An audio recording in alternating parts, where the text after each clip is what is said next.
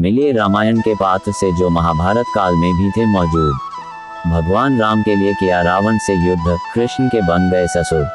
रामायण और महाभारत दो महान ग्रंथ हैं और इनके लिखे जाने का समय ही नहीं, युग भी अलग अलग है।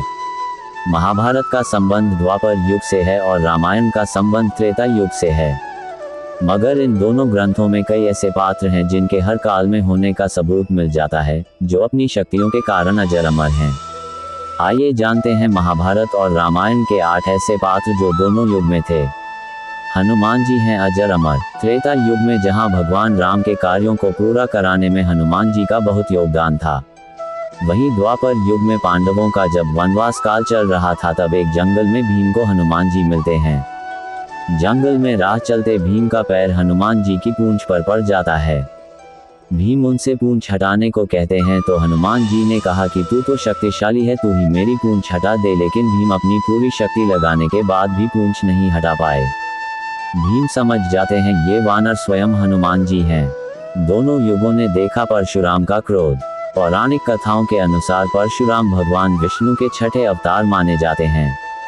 रामायण में परशुराम का उल्लेख राम सीता स्वयंवर में मिलता है। वहीं महाभारत में भीष्म पितामह, द्रोणाचार्य और कर्ण के गुरु परशुराम ही थे।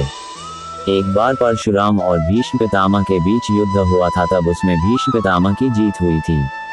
जामवंत ने हनुमान को याद दिलाई उनकी शक्तियां। रामायण में रावण से युद्ध के लिए भगवान राम की सेना में हनुमान के साथ जामवंत भी थे। माता सीता की खोज के लिए जामवंत ने ही हनुमान को उनकी शक्तियों के बारे में याद दिलाया था।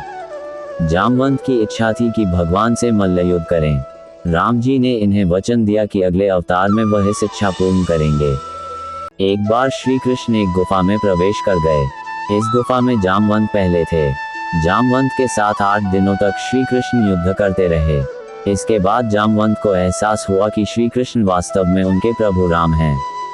इसके बाद जामवंत ने अपनी पुत्री जामवंती का विवाह श्री कृष्ण से कर दिया। पांडवों के भवन का निर्माण किया था मायासुर ने। रामायण काल में रावण की पत्नी मंदोदरी के पिता मायासुर थे। वह जाने माने ज्योतिष और वास्तु के जानकार थे। वहीं महाभारत में पांडवों के भवन का निर्माण मायासुर ने ही किया था। इस भवन का नाम मयसभा रखा गया था।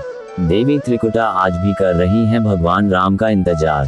देवी त्रिकुटा भगवान विष्णु के अंश से उत्पन्न हुई थी, इसलिए माता का एक नाम देवी त्रिकुटा भी है।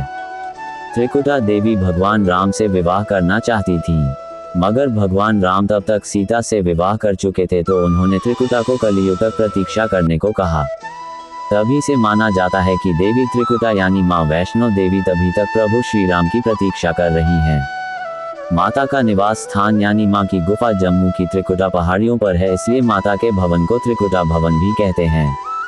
हिंदू महाकाव्य महाभारत में वैष्णो देवी का संदर्भ मिलता है।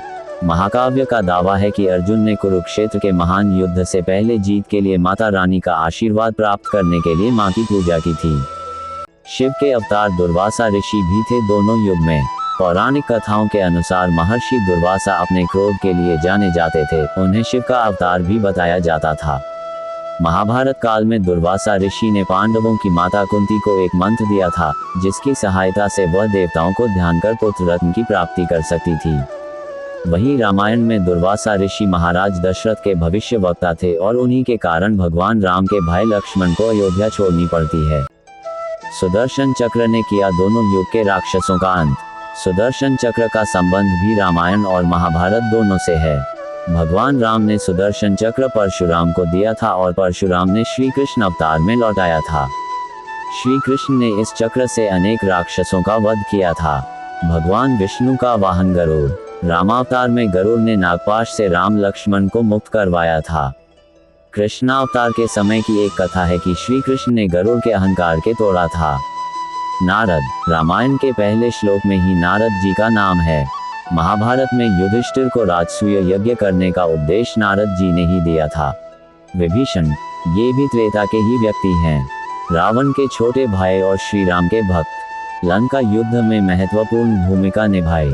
द्वापर में सहदेव का इनसे मिलने का वर्णन आता है, जब सहदेव दिग्विजय हेतु दक्षिण दिशा में जाते हैं और इनसे स्वीकृति प्राप्त करते हैं। बानासुर। त्रेतायुग के व्यक्ति। दैत्यराज बलि के ज्येष्ठ पुत्र एवं महान शिव भक्त। त्रेता में रावण का परम मित्र। सीता स्वयंवर भी देखने को आए थे। द्वापर में श्री कृष्ण के पौत्र अनिरुद्ध को बंदी बनाया, जिस कारण उनसे युद्ध हुआ। उसी युद्ध में भगवान शंकर भी बानासुर की ओर से लड़े थे और श्री कृष्ण और भगवान शंकर में युद्ध हुआ था।